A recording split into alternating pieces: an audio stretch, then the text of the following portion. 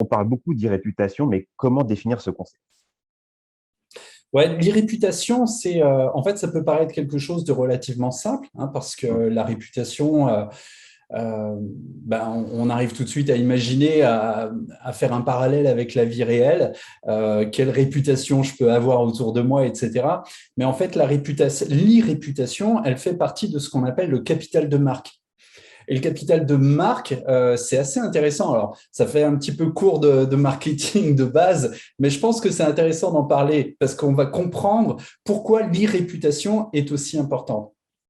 Dans le capital de marque, en fait, je dirais qu'il y a la notoriété, la réputation et l'image qu'une entreprise peut avoir. Le capital de marque, en fait, c'est le fruit de ces différentes composantes. Alors, la notoriété, c'est relativement simple. La notoriété, en gros, c'est combien me connaissent, combien connaissent ma marque, combien il y a de personnes qui sont capables de citer ma marque. Il y a deux types de notoriété. Il y a la notoriété assistée. Par exemple, je vais te montrer différents logos, tu sais, de marques de sport, etc. Et puis, tu vas devoir me dire, bah, tiens, ça, c'est Nike, Adidas, le coq sportif, etc. Ça, c'est la notoriété assistée. C'est un D'ailleurs, Graal d'ailleurs. certains… Comment? C'est un Graal de l'atteindre, hein, la Ah notoriété ouais, c'est un assistée. Graal, c'est clair. Et d'ailleurs, certains se servent de la notoriété, tu sais, d'autres marques pour vendre leurs produits. Par exemple, euh, il y a une étude qui avait été faite, tu sais, et des marques vendaient du soda avec une étiquette rouge, et les gens la prenaient parce que, en fait, ils avaient l'impression que c'était du Coca. Et tu disais, c'est le Graal, mais en vérité, le plus gros Graal à obtenir, c'est la notoriété spontanée.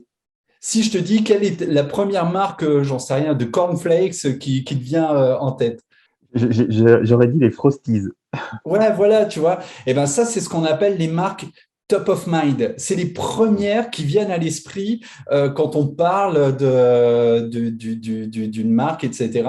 Et on va parler d'une marque de soda, Coca va arriver, marque de sport, Nike. Enfin, je dis n'importe quoi, c'est peut-être pas ça du tout, hein, dans l'esprit des consommateurs. Mais en tout cas, c'est le Graal à atteindre quand on veut développer une marque, etc. Et quand on commence à arriver dans le top of mind, c'est vraiment qu'on fait partie des plus grosses marques, des plus grosses marques mondiales. Donc, c'est pas évidemment le cas de tout le monde et on ne peut pas tous prétendre à ça, mais en tout cas, on peut prétendre à avoir de la notoriété.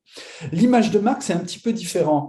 L'image de marque, c'est ce qui émane de l'entreprise. Alors, pareil, là, il y a plusieurs types d'images. Il y a l'image voulue. Ça, c'est ce qu'on communique, tu sais, au travers de notre communication. Nous sommes, moi, je m'amuse souvent avec ça, hein, mais les agences de communication, etc., on a un peu ce biais de dire la première agence de… Tu sais, alors après, on met ce qu'on veut derrière, mais les agences de communication, souvent, on a un petit peu ce, ce défaut-là de prendre une formule toute faite et de dire la première agence de… Donc ça, c'est l'image voulue, c'est ce qu'on veut renvoyer. Euh, et c'est bien, hein, des fois, comment dire, souvent l'image voulue, elle est au-delà de notre image réelle, Oui. tu vois. Et c'est pas forcément quelque chose d'hyper négatif, dans le sens où il vaut mieux mettre l'image voulue un tout petit peu plus haute, et comme ça, on va faire des efforts pour atteindre cette image voulue. Vaut mieux ça que de vendre exactement qui on est, et on ne fait pas d'efforts pour atteindre ce statut. Je ne sais pas si tu vois ce que je veux dire. Tout à fait, oui. Évidemment, il ne faut pas qu'il y ait un trop gros gap entre les deux. Il ne faut pas qu'il y ait genre tu te vends comme Nike et en fait tu es une toute petite marque et avec avec deux très mauvais produits. Mais il faut essayer d'avoir toujours une image voulue un petit peu plus haute que ce qu'on est et puis faire les efforts pour atteindre cette image. Ensuite, il y a l'image perçue. Ça, c'est le regard des consommateurs sur notre marque. Et on le sait, hein, c'est quand même souvent le consommateur qui a raison.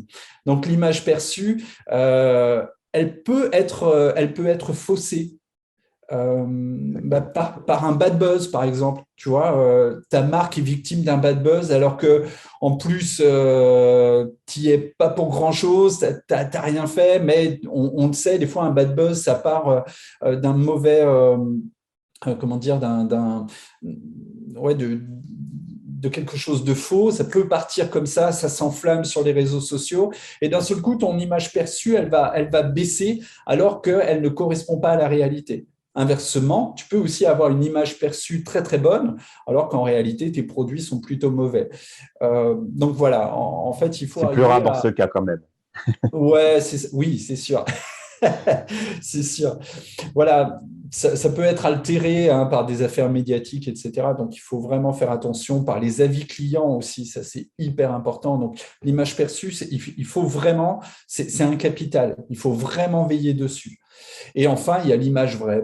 C'est qui on est réellement dans la réalité. Qu'est-ce que représente notre marque, quelles sont ses valeurs, quelle est comment dire, l'attention qu'on prête à nos clients, etc., etc. Ça, c'est l'image vraie. Et c'est vraiment important de comprendre en fait que l'e-réputation, elle est un petit peu là-dedans, tu vois, c'est l'image perçue, c'est aussi un petit peu l'image voulue, c'est aussi un petit peu l'image vraie. Et l'e-réputation, il va vraiment falloir veiller dessus. C'est hyper important parce que c'est ce qui va pousser de nouveaux clients à se tourner vers vous ou pas.